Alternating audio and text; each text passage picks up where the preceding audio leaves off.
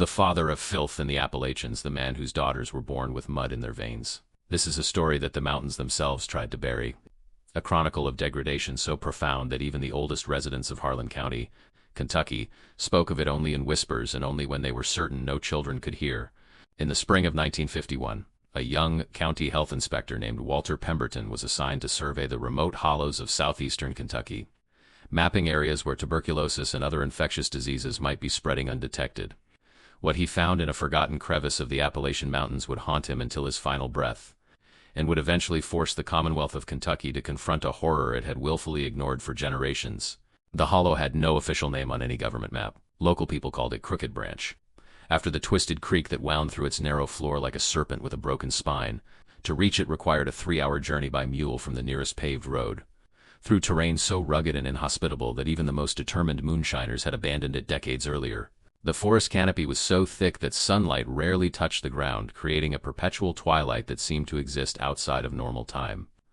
Walter Pemberton had been warned not to venture into Crooked Branch. An elderly postmaster in the town of Everts had gripped his arm with surprising strength and said simply, "That place ain't right, son. Ain't been right since before my granddaddy's time. You go in there, you'll see things that'll change how you look at folks forever." But Walter was young, educated, and thoroughly modern in his thinking. He had graduated from the University of Louisville with a degree in public health administration, and he believed firmly that superstition and ignorance were the true diseases plaguing Appalachia. Whatever awaited him in Crooked Branch, he reasoned, could be explained by poverty, isolation, and lack of access to medical care. He was wrong. The first sign that something was deeply amiss came when Walter noticed the trees. Approximately 2 miles into the hollow, the forest changed character completely. The healthy oaks and poplars gave way to stunted, twisted specimens that seemed to writhe even in still air. Many had bark that appeared almost diseased, covered with strange protrusions and cankers.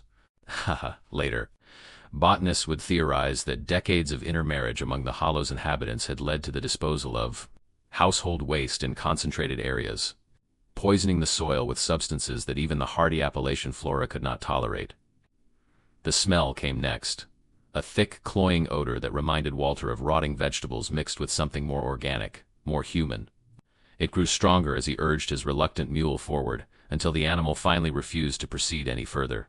Walter tied the creature to a withered branch and continued on foot, covering his nose and mouth with his handkerchief.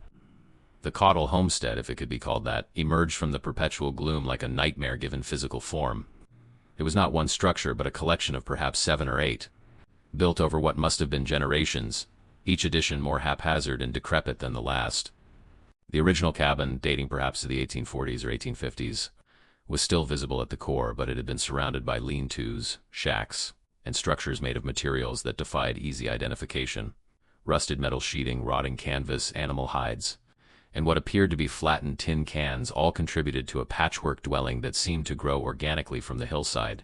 But it was the inhabitants that stopped Walter Pemberton in his tracks, his professional training suddenly inadequate to process what his eyes were seeing.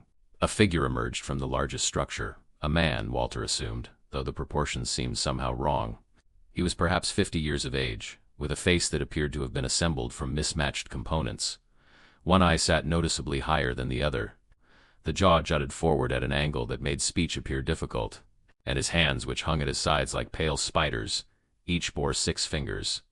This was Ezekiel Caudle, the patriarch of Crooked Branch, the man who would become known in county records as the father of Filth, and behind him, emerging slowly from various doorways and shadows, came his family, a collection of human beings so marked by generations of closed breeding that they seemed almost to constitute a separate species. There were perhaps 20 individuals visible, ranging in apparent age from elderly to infant. What struck Walter immediately was the similarity between them. The same protruding jaw appeared again and again, the same pale eyes that seemed to have difficulty focusing, the same peculiar gait that suggested malformed hip joints. Several of the younger ones bore visible deformities: curved spines, shortened limbs, heads that seemed too large or too small for their bodies. And then there were the daughters. Ezekiel Caudle had sired 12 children, all with women who shared his own bloodline. His first wife had been his first cousin. His second, after the first died in childbirth, had been his own niece. And his third, the one who still lived in the main cabin, was his half-sister, a woman named Comfort, who had been born with webbed fingers and a hair lip that had never been corrected.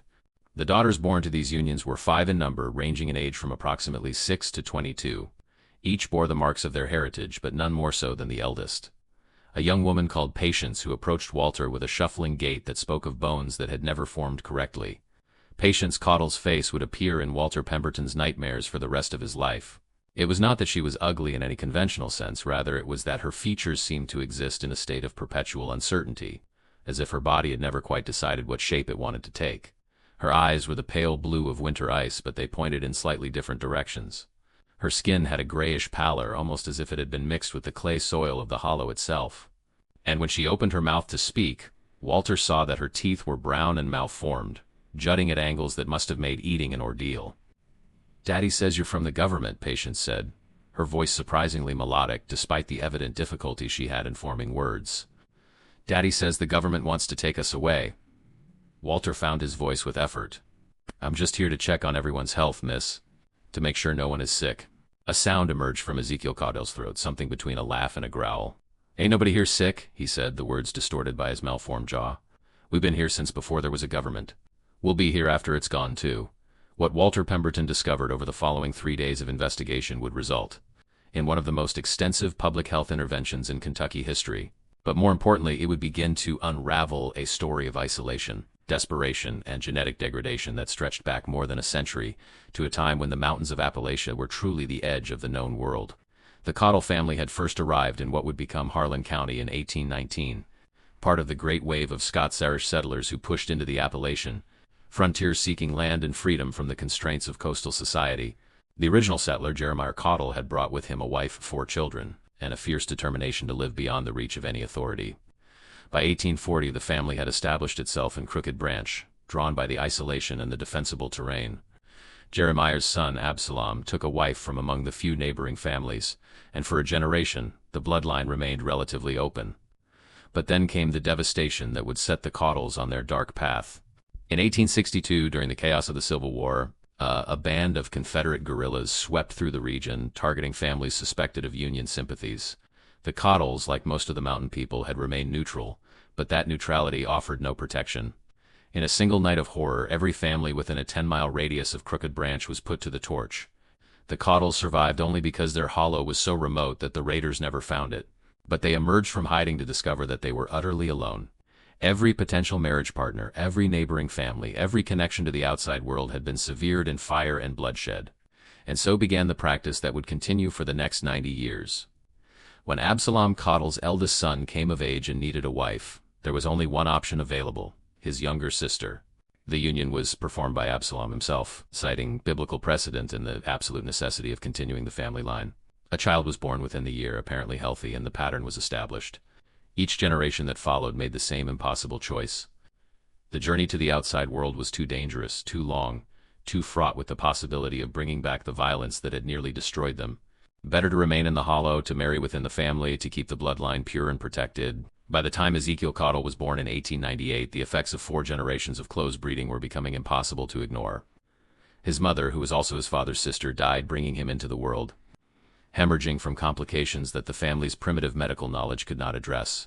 Ezekiel himself survived, but he bore the marks of his heritage from birth: the misaligned eyes, the jutting jaw, the extra fingers that the family had come to see as a sign of their special status, were marked by God, Ezekiel would later tell investigators, set apart from other folks. Pure like the Bible says. But the evidence of that purity was horrifying to anyone with even basic medical knowledge. Of the 12 children Ezekiel had sired, 4 had died in infancy, their bodies simply unable to sustain life. Another had survived age 7 before succumbing to a heart condition that the county coroner would later describe as congenital and almost certainly hereditary. The 7 who remained alive in 1951 all bore visible stigmata of their genetic heritage. And then there were the others, the ones Walter Pemberton was not shown during his initial visit, the ones kept hidden in the darkest structures, the ones whose conditions were too severe for even Ezekiel Caudle to display without shame.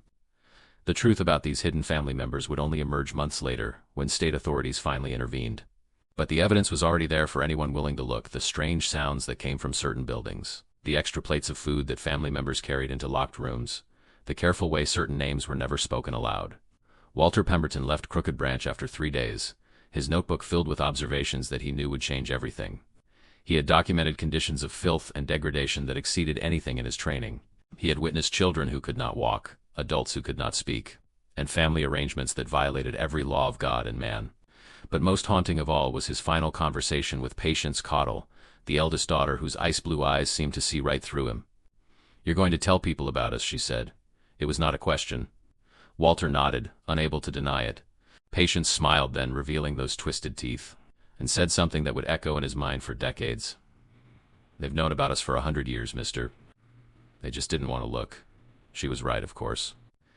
The people of Harlan County had known about the caudals of Crooked Branch for generations.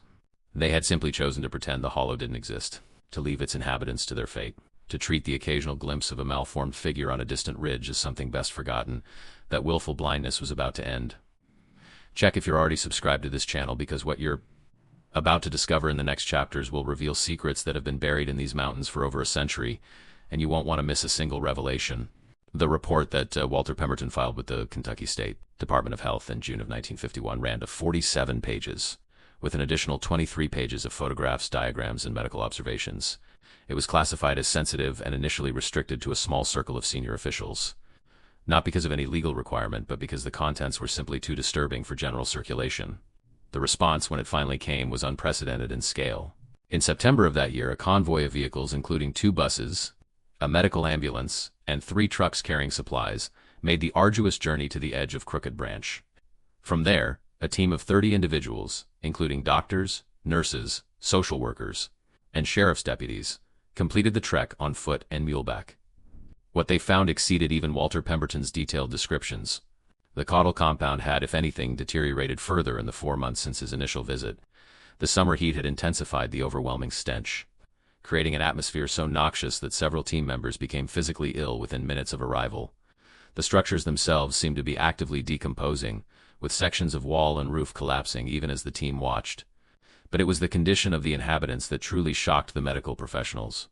Dr. Helena Marsh, a physician from the University of Kentucky Medical Center who had specialized in genetic disorders, later wrote in her private journal, "I have studied the literature on consanguineous populations around the world.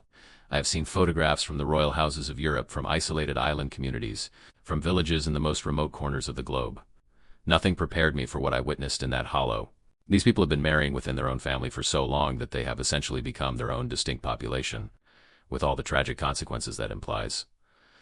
The 5 surviving daughters of Ezekiel Caudle were examined first, as they were the most visible and accessible members of the family. What the doctors discovered painted a comprehensive picture of genetic deterioration across every system of the body. Patience, the eldest at 22, suffered from a condition that the doctors termed pronounced mandibular prognathism, the same jutting jaw that had marked the Habsburg royal family of Europe, caused by generations of marriage between close relatives. Her spine curved noticeably to one side, a manifestation of scoliosis that had never been treated. And her heart, when examined with a stethoscope, produced sounds that indicated significant structural abnormalities. The second daughter, Mercy, aged 19, was nearly blind from cataracts that had begun forming in early childhood, a condition extremely rare in young people unless caused by genetic factors. She also displayed the 6 fingers that seemed to run through the family, along with a clubfoot that forced her to walk with a pronounced limp. The third daughter, Hope, aged 16, initially appeared to be the healthiest of the group, but closer examination revealed profound hearing loss in both ears, along with cognitive limitations that the doctors estimated placed her mental age at approximately 8 years. She smiled constantly, unaware of the gravity of the situation, and hummed tunelessly to herself throughout the examination. The fourth daughter, Charity, aged 12, was perhaps the most visibly affected of those displayed to the team. Her head was significantly larger than normal, a condition called hydrocephalus that had somehow stabilized without treatment but left her with obvious developmental delays. Her eyes bulged slightly and she had difficulty with basic motor functions. The youngest daughter, Grace, was only 6 years old, born in 1945 to Ezekiel and his half-sister, Comfort. Grace could not walk at all. Her legs twisted beneath her in a manner that suggested severe hip dysplasia, complicated by other skeletal abnormalities. She was carried everywhere by family members and communicated primarily through gestures and wordless sounds. These 5 daughters were the visible face of the Caudle family's tragedy. But the team soon discovered that they represented only part of the story. In a structure at the rear of the compound behind a door that had been barricaded from the outside, the team found 3 additional family members whose existence had been carefully concealed. The first was a young man approximately 20 years of age, whom the family called Joseph. Joseph could not speak, could not walk, and appeared to have almost no awareness of his surroundings. His body was contorted into positions that spoke of a lifetime spent lying in one place. His muscles atrophied almost to non-existence. The doctors estimated that he had likely not been moved from his wooden pallet in years. The second was a girl of perhaps 13 or 14. The family was unsure of her exact age, who bore physical characteristics so unusual that the doctors initially had difficulty classifying them. Her limbs were severely shortened, a condition known as dwarfism, but of a type so extreme that her hands reached only to her own hips. Her face was marked by features that the doctors would later identify as consistent with multiple generations of consanguineous unions: a flattened nose, abnormally spaced eyes, and a complete absence of certain facial muscles that left her expression permanently blank. The third hidden family member was perhaps the most disturbing discovery of all. In a corner of the same structure, wrapped in rags that had not been changed in what appeared to be months, was an infant, or what should have been an infant. The child was approximately 2 years old, according to Comfort Codell, but its development had progressed so poorly that it appeared closer to 6 months. More significantly, the child displayed physical characteristics that the doctors had only read about in the most extreme case studies: a skull that had failed to fuse properly, leaving soft spots across nearly the entire cranium, eyes that had never developed beyond rudimentary buds, and limbs that appeared to be joined at unusual angles, as if the blueprint for human anatomy had been scrambled beyond recognition. This child, the team would later learn, was the product of the most extreme union in the Caudle family's history, between Ezekiel and his own daughter Patience. The marriage had been performed by Ezekiel himself in 1948, justified by his interpretation of biblical passages about keeping bloodlines pure. Patience, who had herself been born of an incestuous union, had conceived within months. The child's name was Elijah, and the doctors gave him less than a year to live. Dr. Marsh's journal entry from that day reads, in part, "What we witness today represents the endpoint of a terrible experiment that no ethical person would ever conduct. For nearly a century, this family has been progressively narrowing its genetic base, compounding harmful recessive mutations with each generation. The children I examine today are not merely disabled, they are living documents of what happens when the fundamental rules of human reproduction are violated generation after generation, and the horror of it is that none of them asked for this. They are victims of choices made by their ancestors, choices born of isolation, fear, and a tragically misguided understanding of purity. The intervention that followed was, by the standards of 1951, both necessary and deeply imperfect. Legal proceedings were initiated against Ezekiel Caudle on charges related to his treatment of family members. Though prosecutors struggled to apply existing laws to a situation so far outside normal experience, the charge they eventually settled on, contributing to the delinquency of minors, was almost absurdly inadequate to the reality of what had occurred. Ezekiel was convicted in February of 1952 and sentenced to 15 years in the state penitentiary at Eddyville. He would die there in 1957 of heart failure related to the same congenital conditions that afflicted his children. The family members deemed capable of living independently, a category that included Patience, Mercy, and Hope, were relocated to a supervised housing facility in Lexington, where they would spend the remainder of their lives under medical observation. Charity and Grace were placed in a state institution for children with special needs, where both would die before reaching adulthood. Charity of pneumonia in 1954, Grace of heart failure in 1956. The hidden family members, Joseph, the unnamed girl, and the infant Elijah, were transferred to a long-term care facility. Joseph survived until 1959, never regaining consciousness or awareness. The girl lived until 1963, passing away from complications related to her multiple conditions. And Elijah, as the doctors had predicted, died within 8 months of his discovery, his small body simply unable to sustain the demands of existence. But the story of the Caudle family did not end with these interventions. The hollow they had inhabited for more than a century continued to exert a strange pull on the surrounding community, and the questions raised by their existence continued to trouble the consciences of those who had allowed the situation to persist for so long. In the years following the intervention, journalists and researchers began piecing together the fuller history of the family and the region that had produced them. What emerged was a picture of systematic neglect, willful ignorance, and a kind of complicity that extended far beyond the boundaries of Crooked Branch. The Caudles, it turned out, had not been entirely isolated. There had been contact with the outside world, occasional trading trips to nearby towns, encounters with hunters and trappers who passed through the region, even a visit from a circuit-riding preacher in 1923 who had conducted a formal service in the hollow. These visitors had seen the family. They had witnessed the conditions. They had observed the relationships between family members that violated every social norm, and they had said nothing. One of these visitors, an elderly man named Horace Whittle, who was interviewed in 1954, offered an explanation that chilled the researchers who heard it. "We all knew about them Caudles. Everybody in these parts knew. But what were we supposed to do about it? They wasn't hurting nobody outside their own family.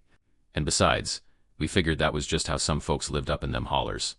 Wasn't our place to interfere.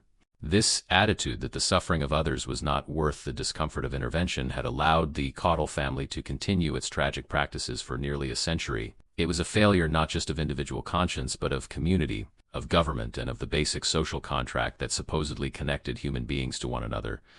The hollow itself was eventually reclaimed by the forest. The structures that had housed the Caudle family collapsed one by one, consumed by rot and weather and the relentless growth of vegetation. By 1970, there was almost no trace that human beings had ever lived there, just a few scattered foundations and the twisted poison trees that marked the site of so much suffering. But the legacy of Crooked Branch lived on in medical literature, in sociological studies, and in the collective memory of a region that had been forced to confront its own complicity in an ongoing tragedy. And in a supervised care facility in Lexington, Kentucky, the 3 surviving daughters of Ezekiel Caudle continued their strange, diminished lives, living reminders of what happens when isolation, fear, and misguided beliefs are allowed to override the fundamental principles of human welfare. The phrase that would give this story its enduring name came not from a journalist or a doctor, but from Patience Caudle herself. In 1953, 2 years after she had been removed from Crooked Branch and placed in the Lexington facility, a researcher from the University of Kentucky named Dr. Franklin Moore visited her as part of a long-term study on the effects of consanguineous unions. Dr. Moore was conducting interviews with all surviving family members, attempting to understand not just the physical manifestations of their genetic heritage, but the psychological and cultural frameworks that had allowed such practices to continue for so long.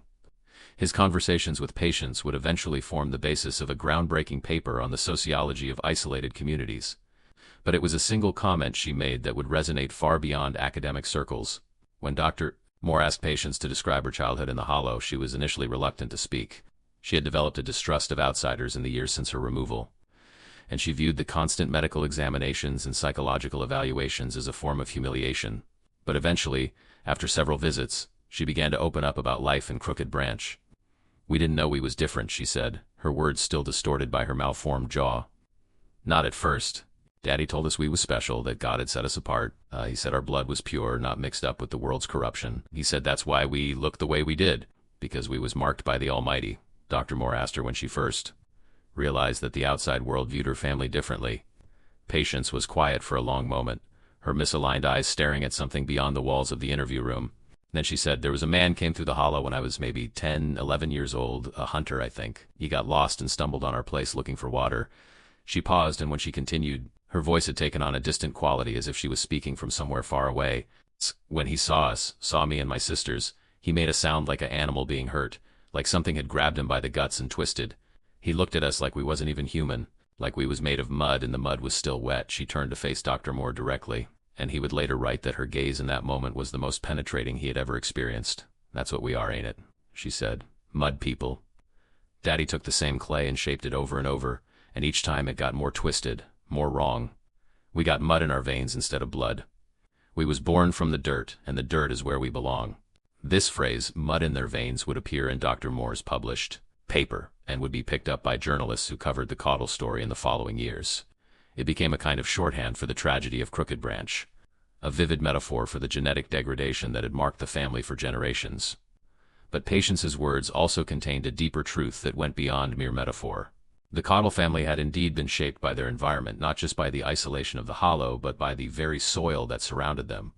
Cut off from the broader genetic diversity of the human population, they had become a closed system, recycling the same genetic material until it had become warped and unstable.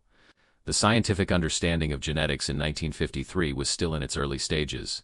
The structure of DNA had only been discovered that same year by Watson and Crick, and the full implications of that discovery for understanding hereditary disease were still years away. But even with the limited knowledge available, researchers were able to draw some conclusions about what had happened to the Caudle family. When closely related individuals have children together, there is a significantly increased chance that both parents will carry the same recessive genetic mutations, harmful variations that normally remain hidden because they require 2 copies to manifest. In a normal outbred population, the odds of 2 carriers meeting and having children are relatively low. But when family members marry family members, generation after generation, these odds increase dramatically. The Caudles had been effectively conducting an unintentional experiment in inbreeding for nearly a century. Each generation had concentrated harmful recessive mutations, while simultaneously eliminating the genetic diversity that provides populations with resilience and adaptability. The result was a family marked by an extraordinarily high rate of birth defects, developmental disabilities, and premature death. Dr. Moore's study identified at least 17 distinct genetic conditions that appeared to run through the Cottle family, including the polydactyly extra fingers that had become almost universal, the mandibular prognathism jutting jaw that marked most family members, and a form of congenital heart disease that had claimed numerous lives. He also noted conditions that were likely caused by the interaction of multiple genetic factors, creating complex syndromes that had no name in the medical literature because they had rarely, if ever, been observed elsewhere. But perhaps the most significant finding of Dr. Moore's research was the psychological impact of the family's situation. The Cottle children had grown up in an environment where their conditions were normalized, where they were told that their deformities were signs of divine favor rather than genetic damage. This belief system had provided them with a kind of psychological protection during their years in the hollow, a way of making sense of their suffering that preserved their dignity and sense of worth. The removal from that environment, while necessary for their physical welfare, had stripped away that protection. For the first time, the surviving Cottles were forced to confront the reality that the outside world viewed them with horror and pity, that their bodies were considered monstrous, that everything their father had told them about their special status was a lie born of isolation and desperation. Patience Cottle, despite her significant physical limitations, proved to be the most psychologically resilient of the surviving sisters. She eventually learned to read and write at a basic level, skills that had been entirely absent in Crooked Branch, and she developed relationships with some of the staff at the Lexington facility. She lived until 1978, surviving to the age of 49, a remarkable span given her numerous health conditions. Her sister Mercy, the nearly blind one, had a more difficult adjustment. The blindness that had begun in childhood continued to progress, and by 1960 she had lost all useful vision. Isolated by her disability and unable to develop the compensating skills that might have allowed her to function independently, she became increasingly withdrawn. She died in 1965 of complications from diabetes, a condition that often accompanies the metabolic disruptions caused by severe inbreeding. Hope, the third sister with her childlike mind and constant smile, perhaps suffered least from the transition simply because she was unable to fully comprehend what had happened. She continued to hum her tuneless songs, to play with simple toys, and to greet each day with the same uncomplicated joy she had displayed in the hollow. She lived until 1971, dying peacefully in her sleep at the age of 36. If this story has touched something deep within you, if you felt the weight of generations of secrets and the tragedy of lives shaped by choices they never made, then take a moment right now to leave a comment below with these words: "Their suffering will not be forgotten." Let that simple phrase be a testament that someone, somewhere, bears witness to what happened in Crooked Branch. The fate of the Cottle daughters became a matter of public interest in the late 1950s, when a journalist named Rebecca Stern published a series of articles in the Louisville Courier-Journal that brought the story to a national audience.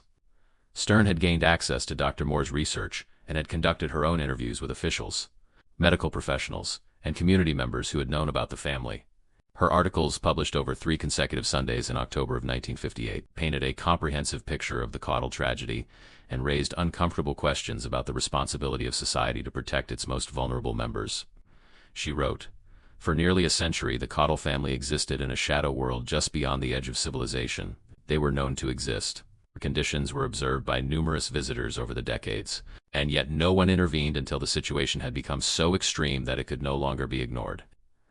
The question we must ask ourselves is not simply how such a thing could happen, but how we, as a society that claims to value human dignity and welfare, could allow it to continue for so long. The Cottles were not hidden in some foreign land beyond our reach. They were American citizens, living within the borders of our Commonwealth, entitled to the same protections and considerations as any other family. Their tragedy is not merely a story about genetics or isolation. It is a story about the limits of our compassion, the boundaries of our concern, and the ease with which we can convince ourselves that the suffering of others is not our responsibility." Stern's articles generated significant public response, including calls for improved oversight of remote communities and better funding for public health initiatives in Appalachia. Some of these calls resulted in concrete action, increased budgets for county health departments, expanded outreach programs, and new legal frameworks for intervening in cases of neglect. But the deeper questions Stern had raised about the nature of community responsibility and the human tendency to look away from uncomfortable truths remained largely unanswered. They would continue to haunt the region for decades to come, particularly as other cases of isolated families with similar histories began to emerge from the mountains. The intervention at Crooked Branch in 1951 was not an isolated event.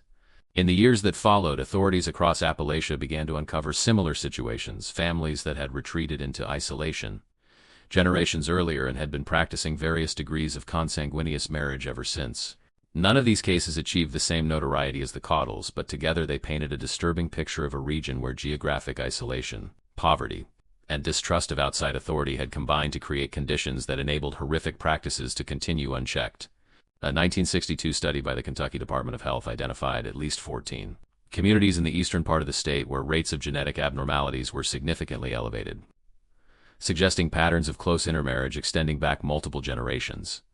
Similar studies in West Virginia, Tennessee, and Virginia found comparable results. The true extent of the problem would never be fully known, as many affected families successfully avoided the attention of authorities, for the Caudle case specifically. The reckoning continued long after Ezekiel's conviction and the relocation of his surviving children in 1960. The Commonwealth of Kentucky formally acknowledged its failure to protect the family's children, issuing a report that detailed the multiple occasions when authorities could have and should have intervened. The report noted that county tax records had listed the Caudle property since 1847, meaning the government had known of the family's existence for over a century. It documented at least 7 occasions between 1900 and 1950 when government officials, including census takers, forest rangers, and public health workers, had visited or passed near the hollow and reported concerns about the inhabitants. In each case, the reports had been filed and forgotten. The failure to act in the Caudle matter represents a systemic breakdown in the protective functions of government, the report concluded. This failure cannot be attributed to any single individual or agency, but rather to a culture of neglect that pervaded all levels of administration. The Commonwealth must commit itself to ensuring that no such failure occurs again. Whether that commitment was honored in the decades that followed remains a matter of debate. Appalachia continued to struggle with poverty, isolation, and limited access to services, and while the most extreme cases of family isolation gradually disappeared as roads improved and communication technologies spread, concerns about the genetic health of some mountain communities persisted well into the modern era. For the surviving Caudle sisters, the years following the intervention brought a mixture of improved conditions and ongoing struggles. The Lexington facility where patients and her sisters lived provided medical care that was unavailable in the hollow, treating infections, managing chronic conditions, and providing the basic nutrition that had been so lacking in Crooked Branch. But the facility was also a kind of prison, a place where the sisters were studied, observed, and displayed to an endless parade of medical students, researchers, and curious officials. They had escaped the hollow only to find themselves in a different form of captivity, one defined by institutional routine and the constant reminder of their difference. Patience Caudle became the unofficial spokeswoman for her family, the one who dealt with visitors and handled the rare interactions with the outside world. She developed a dry, bitter humor that sometimes startled those who spoke with her. "People come here expecting to see monsters," she told one researcher in 1963. "They want to look at the mud people and feel grateful they ain't us. Well, I'm sorry to disappoint them, but we're just folks. Broken folks maybe, but folks all the same. We didn't choose this. It was chosen for us, before we was even born." Her insights into her own condition grew more sophisticated as she aged and was exposed to more information about genetics and heredity. By the late 1960s, she had a clearer understanding of what had happened to her family than many of the professionals who studied her. "It's like inbreeding dogs or horses," she explained to a visiting journalist in 1969. "You do it too much. You get problems. The blood gets thin. The bodies get weak. That's what happened to us. Daddy thought he was keeping us pure, but he was really just making us sick. Every generation a little sicker, a little more twisted, until you get to the babies like Elijah, who can't even live." When asked about her father, Patience's expression always grew complex, a mixture of emotions that seemed to be beyond easy categorization. "I hated him for a long time," she admitted. "For what he did to Mama, for what he did to me, for bringing children into the world just to watch them suffer." She paused, her misaligned eyes focusing on something distant. "But then I think about how scared he must have been, how alone. His granddaddy taught him this was the only way, and his daddy before that, he didn't know nothing else. Don't make it right, but it maybe makes it ... understandable. He was a victim too in his way. A victim of his own people's fear." This perspective, sympathetic without being exculpatory, reflected Patience's remarkable capacity for complex thought despite her limited formal education. The researchers who worked with her consistently noted her intelligence and insight, qualities that had been entirely invisible during her years in the hollow, but which flourished once she was given access to books and conversation. If circumstances had been different, if she had been born to a normal family, given proper education and medical care, Patience Caudle might have accomplished remarkable things. Instead, she spent her life as a cautionary tale, a living exhibit in a case study about the dangers of isolation and close breeding. She never expressed regret about being removed from the Hollow, despite the indignities of institutional life. "At least here I know what I am," she said. "Back there I was just mud. Here, at least, I'm a person. A damaged person, but a person." The last of the Caudle sisters, Patience herself, died on March 14, 1978, of complications from the congenital heart condition that had shadowed her entire life. She was 49 years old, young by normal standards, but remarkably aged for someone with her genetic burden. She had outlived all of her siblings, outlived her parents, and outlived nearly everyone who had direct memory of life in Crooked Branch. Her death was noted in several Kentucky newspapers, which used the occasion to revisit the story of the Hollow and the family that had lived there. The coverage was more sympathetic than it had been in the 1950s, reflecting perhaps a greater public understanding of genetics and a more nuanced view of the factors that had produced the Caudle tragedy. "Patience Caudle was not a monster," wrote one obituary. "She was a victim of isolation, of ignorance, of choices made by ancestors she never knew. Her life was a testament to human resilience, to the capacity of the spirit to endure even the most challenging circumstances. May she finally know the peace that eluded her in life." She was buried in the Lexington Cemetery, in a small plot purchased by the state. Her grave marker, simple and unadorned, reads only, "Patience Caudle, 1929 to 1978, daughter of the mountains." It makes no mention of the Hollow, of her father, or of the tragedy that had defined her existence. Perhaps that was as she would have wanted it, to be remembered not as a case study or a cautionary tale, but simply as a person who had lived and died like any other. The Hollow that time forgot did not forget itself. Though the Caudle compound rotted away to nothing, though the twisted trees eventually gave way to healthier growth, though the creek called Crooked Branch continued its ancient course as if nothing unusual had ever happened on its banks, the memory of what had occurred there lingered like a shadow that the Appalachian sun could never quite dispel. In the decades following the intervention, Crooked Branch became something of a pilgrimage site for those fascinated by the darker corners of human experience. Hikers and curiosity seekers would occasionally make the difficult journey into the Hollow, searching for traces of the family that had lived there. Most found nothing but forest reclaiming its own. But some claimed to sense something in the air of that place, a heaviness, a sadness, an atmosphere of accumulated suffering that seemed to have soaked into the very soil. One such visitor was a young anthropologist named David Chun, who traveled to the region in 1983 as part of his doctoral research on the cultural legacies of isolation in Appalachian communities. Chun spent 3 months interviewing elderly residents of Harlan County, recording their memories and impressions of the Caudle family and the Hollow where they had lived. What he discovered was a community still processing its own complicated feelings about what had happened.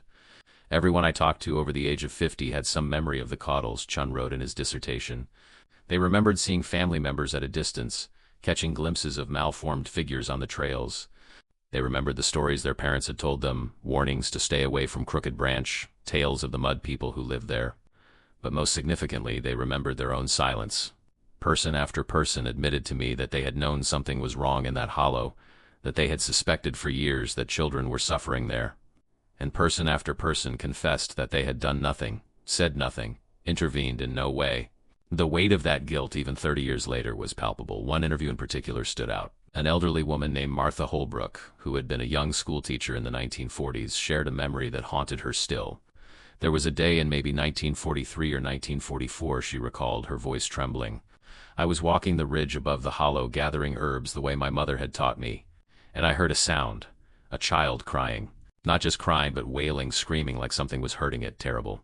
I stood there on that ridge for maybe 10 minutes listening to that child cry, and then I turned around and walked home.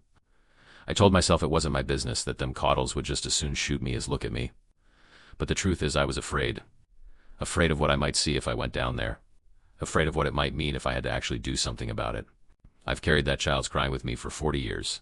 Some nights I still hear it when the wind comes down off the mountains. I don't know who it was or what was happening to them, but I know I failed that child. I failed all them children. We all did." This sense of collective failure extended beyond the immediate community to encompass the entire region and, by extension, the nation. How could a family have suffered in such isolation for so long in a country that prided itself on protecting its citizens? How could generation after generation of children have been born into conditions of such profound neglect without anyone intervening? The answers, as researchers would discover, were complex and uncomfortable. They had to do with the history of Appalachia, a region that had been exploited by outside interests for generations, leading its inhabitants to distrust any form of authority.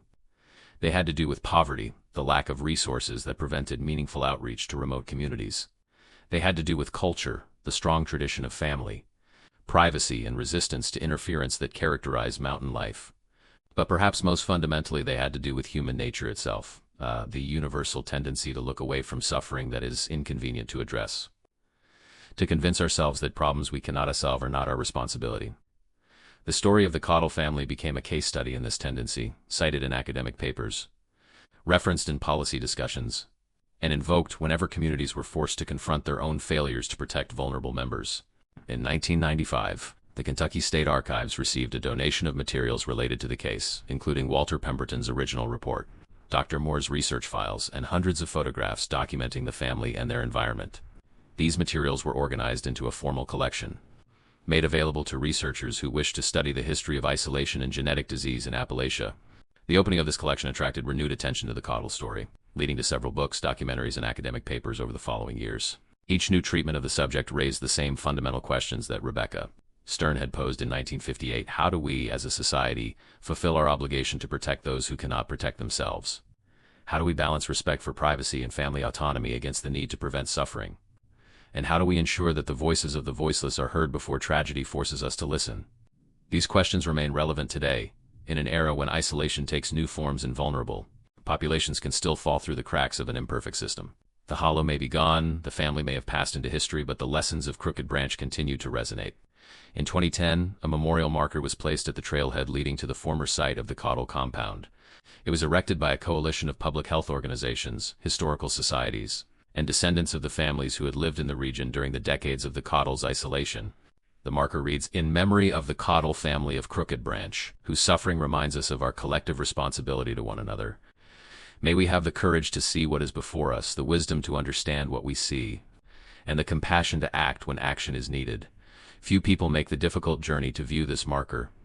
The trail is poorly maintained, the terrain is challenging, and there are no amenities for visitors. But those who do make the trek often report a profound experience, a sense of connection to a tragedy that, while decades past, still has the power to move the human heart.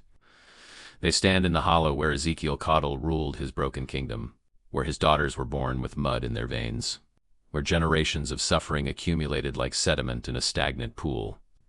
They listen to the wind moving through the trees that have reclaimed the site, and they ask themselves the question that has no easy answer: what would I have done? The story of the father of filth in the Appalachians is not ultimately a story about one man or one family. It is a story about all of us, about the choices we make when confronted with suffering, about the excuses we construct to justify inaction, about the terrible costs of looking away. Ezekiel Cottle was not a monster. He was a human being shaped by circumstances beyond his control, making choices with consequences he could not fully understand. His daughters were not monsters either. They were victims, marked by the decisions of their ancestors, struggling to find meaning in lives that had been distorted before they even began. The true horror of Crooked Branch was not the deformities or the filth or the tragic conditions in which the family lived. The true horror was the silence, the generations of silence from a community that knew what was happening and chose not to act. That silence has been broken now. The story has been told. The memorial stands on the hillside. The archives preserve the records for future generations. But the story is not over. It can never be over as long as there are vulnerable people who depend on the compassion of others, as long as there are communities that must choose between comfortable ignorance and uncomfortable intervention, as long as there are children whose suffering goes unaddressed because no one is willing to look. The hollow is empty now. The mud people are gone. But their legacy remains, a warning, a challenge, and a call to conscience that echoes through the mountains of Appalachia and beyond. If you've watched this far, you've witnessed a story that demands to be remembered. You've traveled through the hollow and heard the voices that the mountains tried to silence. Now it's your turn to be counted. Leave a comment below saying, "I watched until the end," so I can know who truly values these stories and who stands as witness to the forgotten. If this story moved you, if it made you think, if it reminded you that history holds lessons we cannot afford to ignore, then hit that subscribe button. This channel exists to uncover the truths that have been buried too long. And with your support, we can continue to bring these stories into the light. Give this video a thumbs up if you believe that every victim deserves to have their story told, and share it with someone who needs to understand that the past is never truly past. It lives on in the choices we make today. The hollow is empty, but as long as people like you are watching, listening, and remembering, The silence that allowed such suffering will never have the final word.